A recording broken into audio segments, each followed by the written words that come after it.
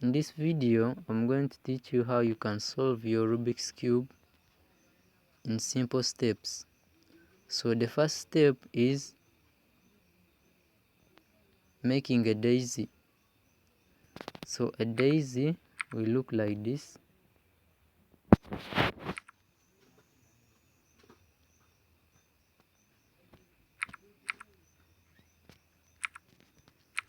Your daisy should look like this.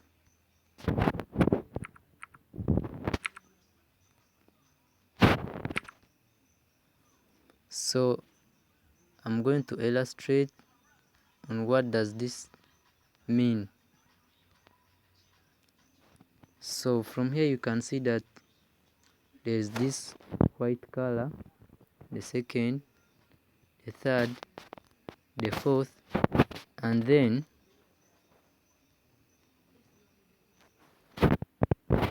there is also this color, which is yellow. On solving your Rubik's Cube, this is what we call the daisy. So you first form your daisy. It's more like a flower, as you can see.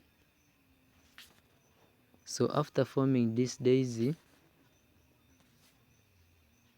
subscribe to my channel for more steps.